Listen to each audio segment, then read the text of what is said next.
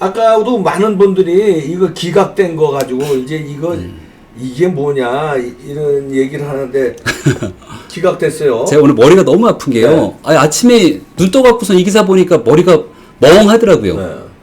살다 이런 건 처음 봅니다. 그래요. 네. 아니 조국 장관 동생이 지난번에 왜 검찰 출석했을 때 백팩 내고 나왔던 거 기억하세요? 예. 제가 좀 요즘 허리가 좀 안 좋습니다. 걷기도 힘들 정도로 허리가 안 좋은데 대한민국에 있는 성인들의 고질병, 허리 척추 디스크 이런 것들이 대부분 있거든요. 요즘은 무거워서 가방도 잘 못 메요. 허리가 안 좋아서. 근데 딱 메고 나왔다가 나중에 관련된 사람들 구속되고 자 구속영장 친다 쳤어요. 아니 갑자기 수술해야 되겠다. 디스크가 다시 왔어. 수술해야 된다고 합니다. 수술해야 돼. 갑자기 수술해야 돼. 근데 이게 갑자기 혼자 아프냐? 누나는 아니죠. 뭐라고 합니까? 형의 형수죠. 정경심. 정경심 교수가 검찰 조사받으러 갑자기 또 아파. 아파서 갔다가 다시 돌아왔다 출퇴근 조사받으러 아파. 침대 죽고요. 네, 아파. 그러니까 여기서 이제 이 동생이 나 아파서 수술해야 되는데 아니 영장실질심사에 안 가겠다고 하니까 검찰도 화가 나죠. 그래서 의사 출신 검사를 보냈어요. 부산까지 보냈어요. 부산에? 이거 KTX 비용, KTX 타고 갔겠죠? 네. 뭐 타고 갔는지 모르겠는데 조국 장관이 대한민국 국무위원으로 법치주의를 수호하게 되는 최종적인 이 법무부 장관으로 있으면서 자기 아내, 자기 동생이 이렇게 침대 축구하고 있으면 저 같으면 전화 한 통 걸겠어요. 야, 형이 임마 법무부 장관인데 가갖고서 깔끔하게 하고 수사대로 받고 그리고 나서 우리 최종적인 판단을 받자 해야 되는데 침대 축구하니까 검찰에 의사 출신이 가갖고서는 구인영장을 어차피 받아놨습니다. 네. 집행할지 말지 여부인데 가서 딱 보니까 문제 없는데요? 그러니까 본인 동의하시죠? 그리고 데리고 옵니다. 네. 자, 데리고 왔어요. 그러면 피의자 입장에서는 구속영장에 대해서 자, 여기서 심사받고서 내가 들어가냐 마냐에 대한 아주 기로에 서 있습니다. 네. 들어가고 나면은 1심에서 최종적으로 집행유예 등에 대한 판결이 나오기 전까지 계속 있는 거잖아요. 그렇죠. 그러면 영장실질심사에서 최선을 당해서 방어를 하게 됩니다. 네. 본인의 방어권을 보장하기 위해서. 그렇죠. 구속 안 되기 위해서. 안 되기 위해서 방어권을 보장하기 위해서. 근데 뭘 했냐? 포기했어요. 영장실질심사를 포기했다고요. 그래서 서면으로 대체하는 거예요. 네. 그래서 오늘 아까 제가 보내드린 그 중앙일보 기사 좀 띄워주시면 야, 이 좀 올려주시죠. 여기 백혜령 의원이라고 나와요. 아시죠? 검사 출신 민주당 의원. 좀 쭉쭉 조금만 올려주세요. 올려주시면 백혜령 의원 얘기가 나오는데 짜짜짠.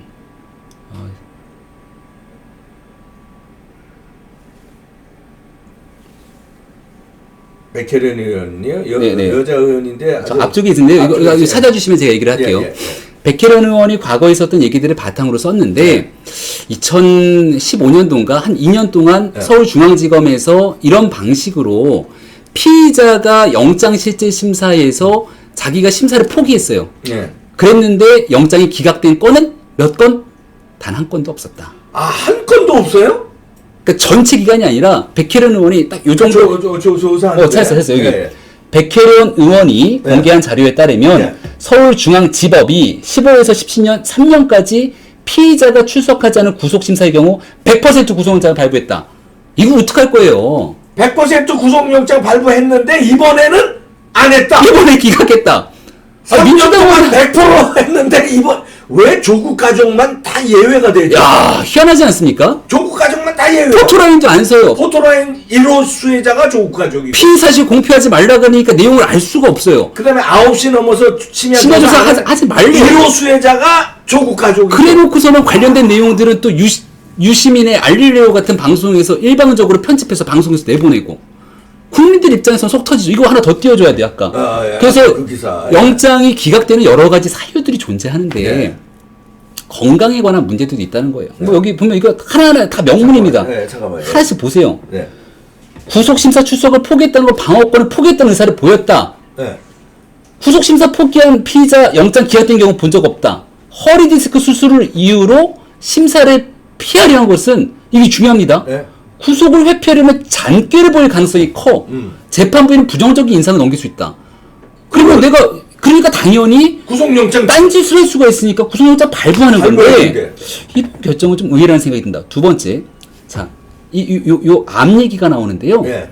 옛날에 이화여대 교수님들이 있어요. 네. 우리 예전에도 그 연세대 얘기하면서 했잖아요. 네. 이대 교수님들 중에 구속됐다가 지금 다 나온 분들이 있을 텐데 이 조국 장관 사태 보면은 나는 왜 구치소에 갔을까? 그러니까. 이런 생각을 할 거 아니에요? 그러니까. 이 당시 기억나는 게 김경숙 당시 학장이라고 있습니다. 예. 막 뭐 그 국회 나와서도 논란이 컸었고요. 결국은 영장을 쳤는데 머리를 이렇게 좀 깎고 나왔어요. 보니까 맞아요. 암이었거든. 암. 맞아요. 그래서 내가 암과 건강에 관한 문제 얘기하니까 또 그때 막 난리가 났잖아요, 사회가. 그리고 어떻게 됐냐? 암이지만 그래도 엄정한 법칙 등 때문에 구속이 돼요. 그럼요. 암 투병 중인 상황에도 구속이 되는데 허리 디스크 요 백팩 요거 백팩 나오네, 백팩. 이렇게 멀쩡하게 이 백팩 들고 멀쩡하게 했던 사람이 아니 근데 이 영장이 기각된 사유에 피해자의 건강까지도 나온다는 거예요. 와, 그러니까 이제 정신을 막 못 차리는 상황이 오게 되는 거죠. 검찰이 영장을 이거는 당연히 발부가 돼야 되는데 기각이 되니까 한 번 더 친다고 합니다. 근데 무슨 일이 일어나냐? 어제 내 동생이 네. 피의자가 구인장이 집행돼서 영장 심사를 받는데 형이 지금부터 단호하게 대한민국 검찰 개혁을 발표하겠습니다. 쫙 얘기를 합니다. 그 개혁 내용 중에 뭐가 있냐? 네. 영장 무분별하게 치지 마라. 자기 동생 치지 말라는 얘기네. 무분별하게 치지 말라는 얘기가 나오거든요. 네. 그 얘기는 무슨 얘기냐면 벌써부터 나옵니다. 한번 영장 쳤는데 기각이 되면 검찰이 살펴보고 여기에 대한 발부가 안 된 상황을 보고 반드시 필요하면 또 치죠. 네. 이런 거 하지 말라는 거예요. 그러니까. 와, 내 동생이 지금 이러고 있는데 내 가족이 이게 진짜 중요한 이유는 조국 장관의 동생 문제도 운동학원에서 꽤 클 수 있습니다. 저는 그리고 정말 용서할 수 없는 게요. 중학교 교사예요. 중학교 교사 2명이 학교의 교사의 채용을 하기 위해서 1억 원씩을 줍니다. 그럼 아이들을 가르치는 중학교 앞에 교단에 쓰는 선생님 입장에서는 내가 부정한 1억 원을 주고 그 선생이 자리에 오른 거예요. 그 선생님이 공정하고 정의로운 상황으로 아이들을 가르칠 수 있을 것인가? 저는 그렇지 않다고 생각하거든요. 그 사람들은 구속됐어요. 먹은 사람은 조국 동생이라는 거 아니에요? 그거를 중간에 전달한 브로커가 있는데 그 브로커 2명 다 구속됐고요. 여기에 되면은 지금 현재 배임에 관련된 내용들이 첫 번째 혐의가 있고요. 그리고 두 번째 증거인멸 교사가 있는데 받고 있는 혐의가 뭐냐면은 야 관련된 내용들 다 정리하고 너 외국 좀 나가 있어. 그 2명 중에 한 명이 실제 외국 나갔다 한 달 살다 왔어요. 그걸 지시했더라고요. 빨리 외국 나가. 증거인멸 교사. 비용도 됐대. 증거인멸 교사를 했으면 우리가 구속영장 치는 건 뻔하잖아요. 두 가지. 돈 줄 테니까 너 외국 나가 있어. 돈도 대줬대요. 도주의 우려, 증거인멸의 우려를 막기 위해서. 근데 더 중요한 건 1억씩 받아요. 그럼 그 돈이 어디로 갔냐? 혼자 꿀꺽했냐? 그 돈을 어머니한테 줬다라고 얘기가 나오고 있잖아요. 조국의 어머니까지 나왔습니다. 어머니 얘기까지 나오잖아요. 자, 그러면 어머니는 구속이 돼 있습니까? 안 돼 있습니까? 아직 안 됐죠. 안 됐죠. 네. 여기에 대한 계좌 추적을 하고 있다는데 네. 검찰이 보기에는 이 돈이 흘러서 사모펀드까지 갔을 가능성까지 수사하고 있다라는 얘기가 나옵니다. 구속이 안 돼. 어머니한테 잠깐 어머니 명의로 갔다가 네. 그게 또 사모펀드로 갔을 수 있으니까. 구속이 안 되면 어떡합니까? 공범 입장에서는 말을 맞출 개연성이 생기잖아요. 그런데 조국 장관이 서울대 교수였을 때 당장 뭐 구속하라는 등에 대한 여러 가지 썼던 거 다 기록이 남아 있어요. 공범이 입을 맞출 시간을 줘서는 안 된다 등에 대한. 자, 조 장관의 어머니만 또 갑자기 떠오르는 인물이 생각이 나는데요. 위장이혼이 아니냐라고 했던 조국 장관의 전재수 씨. 참 표현도 그렇죠. 전재수 씨. 네. 동생의 기억나시죠? 좀 오래된 얘기여서 오래된 가물가물하실 텐데요. 네. 이게 옛날 청문회가 있기 전에 과정으로 돌아가면 그때는 위장 이혼을 했냐 안 했냐가 핵심 아젠다였습니다. 네, 그렇죠. 그때 핵심 아젠다는 이혼해서 남남이 된 지 오랜데 근데 갑자기 집을 사는데 집을 사는데 그 집을 사는 거에 그 이혼한 남편의 형수님이 집을 전세를 주고서 돈을 마련해서 그 돈을 갖다 주고 그 돈으로 집을 사요. 그러니까 이게 말이 안 이게 돼. 어떻게 말이 되지? 해갖고서는 위장이혼이다 하니까 그 전 재수 씨가 자신의 입장문을 전문으로 발표합니다.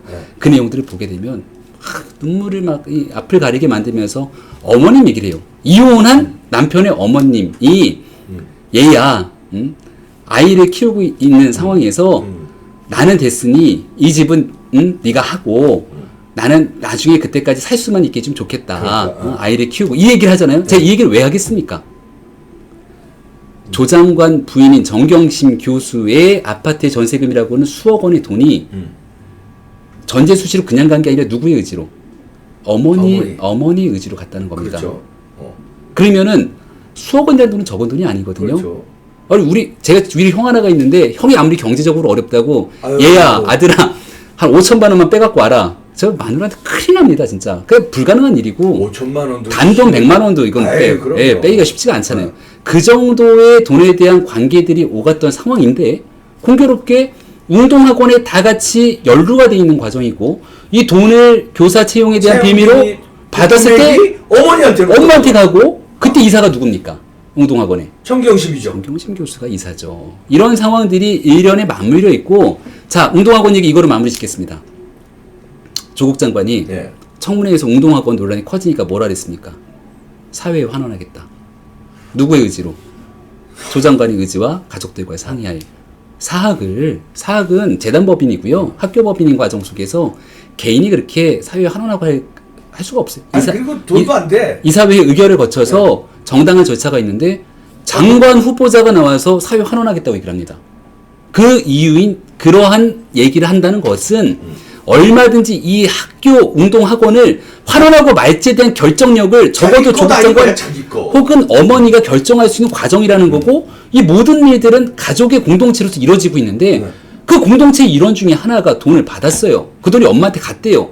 그리고 이게 어디로 갔는지 지금 알 수가 없어. 근데 구속영장이 기각이 돼요. 그냥 머리가 막 아픈 거죠. 여기까지는 하겠습니다. 그러면은 이제 나는 그래서 처음부터 김명수 대법원장을 저 체계 하에서 제대로 된 재판이 될 수 있을까 걱정을 했어요. 그게 지금 김명수가 그게 오늘 얘기해야 될 핵심 중에 핵심인데요. 네. 이 일련에 일어나고 있는 조 장관 일가의 사건 중에 조 장관 동생은 영화로 치게 되면은 주연보다는 조연 중에서도 이게 엔딩 크레딧이 좀 나중에 나오는 조연으로 그렇죠. 볼 수가 있습니다. 핵심 주연은 누굽니까? 핵심 주연은 뭐 조국이고 조국 장관이나 정경심 교수죠. 정경심이고. 예. 그러면 이제 문제는 결과적으로 이르면 이번 주 늦어도 아주 빠른 시간에 내에 정경심 교수에 대한 구속영장이 청구가 될 거예요. 근데 정 교수에 대한 구속영장이 청구가 되는데 이런 방식으로서 만약에 발부를 안 해주면 기각이 돼버린다. 지금 했던 얘기가 다툼의 여지가 있고 건강의 문제 얘기하는데 최근 들어서 가장 많이 나왔던 건 정경심 교수의 건강 문제를 굉장히 많이 이야기를 합니다. 자, 여기에 지금 놀라운 사실 하나가 진짜 이러면 안 되는데 양정철 원장 기억하시죠? 네. 대통령의 남자라고 불렸던 지금은 뭐 팽을 당했느니 많이 뭐 여러 가지 얘기가 많습니다만 적어도 민주당의 싱크탱크로 있는 민주연구원이 있습니다. 네. 이 민주연구원이 보고서를 하나 쓰는데요. 네. 그 보고서에 7페이지짜리 분량에 김명수 대법원장을 압박하는 김명수 대법원장 이름이 9번이 들어가고요. 여기에 대해서 사법개혁을 해야 된다라는 목소리를 굉장히 민주연구원이 드높입니다. 그러면서 나타나게 됐던 썼던 이름 하나가 임은정 검사의 얘기가 나와요.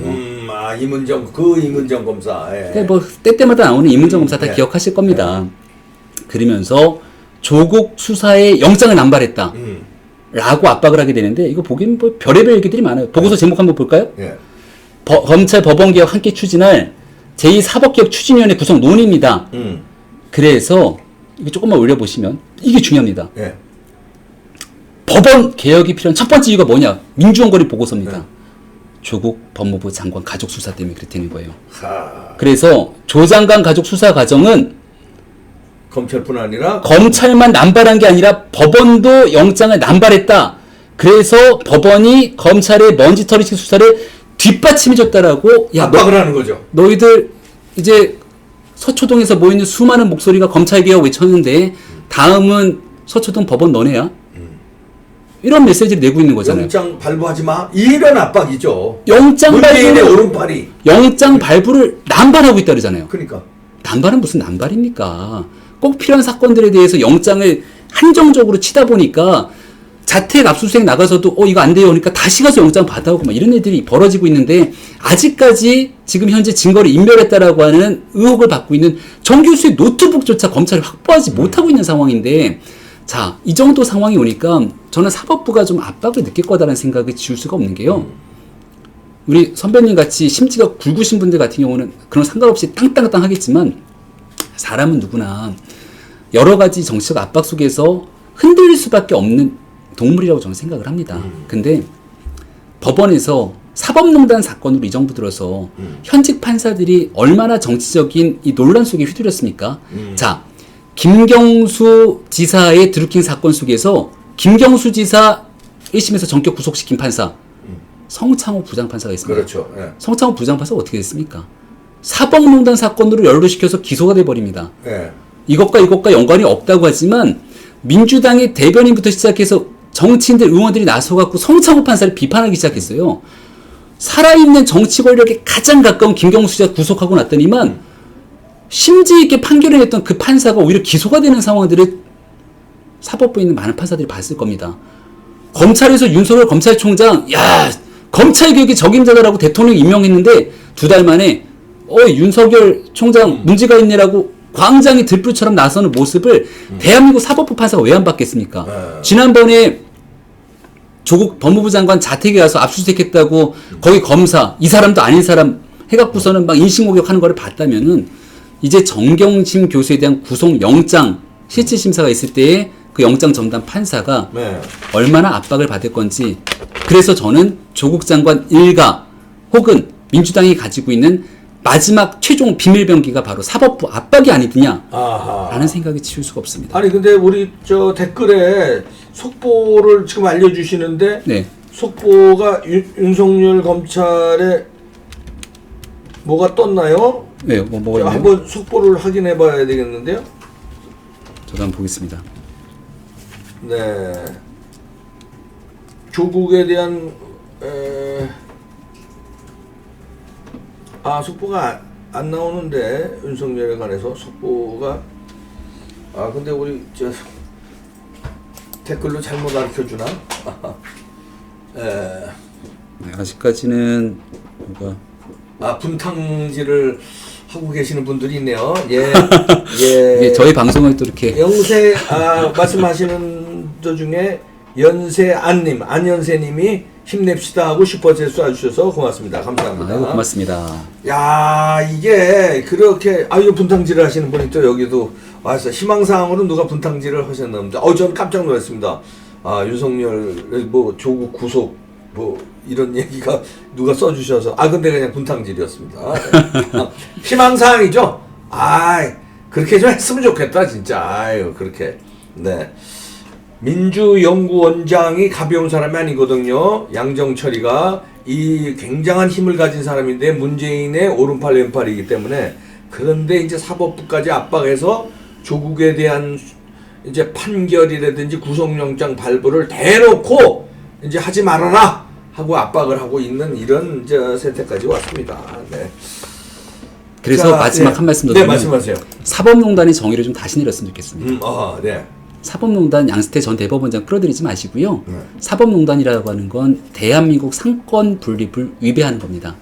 앞서 있었던 성창호 부장판사의 판결을 바탕으로 입법부인 국회에 책임 있는 여당 정치인들이 나서서 그 판사를 공개 비판하는 것 네. 이런 게 사법농단입니다. 그렇죠. 그리고 지금 있는 상황에서 여당의 싱크탱크의 보고서로 나서가지고 이런 방식으로 사법부를 개혁해낸다고 압박하는 것 김명수 대법원장 9번이나 보고서에 얘기하면서 똑바로 해라라는 식의 바탕의 내용들을 쓰게 되는 것 이런 게 사법농단입니다. 정치권이 나서서 삼권 분립을 위배하는 순간 대한민국 민주주의가 어디로 가는지 알 수가 없는 상황이기 때문에요. 민주당이 민주가 없다라는 얘기 듣기 싫으시면은 사법농단 같은 이러한 위험천만한 일들에 대해서 절대로 좀 한 발짝 물러서기를 당부드립니다. 아니 그리고 동양대 총장은 그 표창장을 준 적이 없다고 그러는데 정경심은 아직도 표창장 총장이 발급했다고 이렇게 이게 앞뒤가 안 맞는 거예요. 난 이해를 할 수가 없어요. 자신들의 말에도 앞뒤가 안 맞는 거예요. 왜냐? 첫 번째는 뭐라 그랬습니까? 총장이 줬다 그랬다가 두 번째 상황이 이상하게 흘러가니까 9월 6일 청문회 날에 비롯해서 사람들이 다 했던 얘기가 뭐예요? 위임했다. 총장이 준 게 아니라 발급한 게 위임했다 그랬잖아요. 다. 그때 청문회 기록 뒤져보세요. 근데 위임한 적도 총장은 없다는 거고. 근데 지금 와서는 위임이 아니라 또 발급했다고. 이러시면 안 되고요. 아니 총장이 발급했는데 왜 자기 컴퓨터에서 그 파일이 나와? 아, 그 총장이 발급했으면 총장한테 받아오면 되는데, 자기 컴퓨터에 왜 그 양식 파일이 나오고, 예. 그걸 왜, 그건 말이 안 되는 거 아니에요? 지금이라도 원본 찾아갖고 원본을 보여주세요, 그러면. 그러면 되잖아요. 더 한 가지. 9월 6일 청문회가 있었는데, 그날 아침에 그 증권사 PB한테 전화해갖고서는 빨리 오라고 했다는 거 아니에요. 네. 내 노트북 가방 들고 와. 그래서 그 노트북 가방 들고 가니까 공기계끈에서 유시침이 낀 다음에 조국 장관에 통화했다는 거잖아요. 네. 차명폰으로 부부간에. 그러면서 내가 다 안고 가겠다? 이거 위조된 것으로 어느 정도 확인된 것 같으니까 인정하라? 이런 얘기들이 지금 보도가 됐거든요. 네. 근데 그 내용을 이게 만약 사실이라면 그 내용을 알고도 청문회에서 조국 장관은 대국민, 전 국민 앞에서 거짓말한 상황이 되는 거잖아요. 그러니까 앞뒤가 맞지 않는 일들이 지금 계속 거짓말을 해도 일관성이 없이 계속. 이 거짓말 했는데 그 다음 거짓말하고 거짓말끼리 맞지가 않아요. 이게 서로가 계속 이렇게 부딪힌 겁니다. 거짓말하고 이렇게 거짓말했는데 이게 맥락이 안 맞아. 아니 그래서 검찰이 심지어 무슨 얘기까지 했냐면 자 재판정에 가면은 그냥 한 방에 보여주겠다. 어떻게 위조했는지는 그냥 보면 끝난다. 아 이거 옛날에 적폐청산 수사하듯이 했으면은 지금쯤 관련된 내용들 그 쭉쭉쭉쭉 나와서 보도가 다 끝났을 텐데 피해 사실 공표해갖고 다 틀어막고 있으니까 이게 안 나오잖아요. 그래놓고서는 유시민의 알릴레온지 유시민이죠. 뭔지. 예. 네, 유시민. 이름이 자꾸 헷갈려요. 거긴 예. 또 말도 안 되는 얘기를 하더라고. 막 가갖고서는 90분간 전화 통화했던 내용들 20분만 딱 편집해갖고 탁탁탁탁 내보내서 유리한 대로 가니까 그렇게 나왔던 거 이거 하지 말라는 피해 사실 공표를 당신들이 하고 있는 것 아니냐. 지금 이렇게 언론이 또 비판하고 있거든요. 그러니까 자꾸 목적을 달성하기 위한 방법 속에서 정도를 어긋나게 가니까 이것저것 앞뒤가 안 맞는 일이 발생하는 거예요. 그러니까 논리적으로 거짓말을 이어가다 보면은 제 아무리 IQ가 200이 넘는 사람이라도 이거 논리적으로 연결해서 깨맞출 수가 없습니다. 그럼 결국 탄생하게 되는 건 뭐가 나타나냐면 궤변밖에 남지가 않는 거예요. 그게 궤변하고 있는 거예요. 네. 정도를 좀 걸었으면 좋겠습니다. 정도를. 정도가 기대할 걸 기대. 그쪽 동네에다가 무슨 조국 가족한테 무슨 정도를 얘기해. 아우 거기는 어마어마한 일.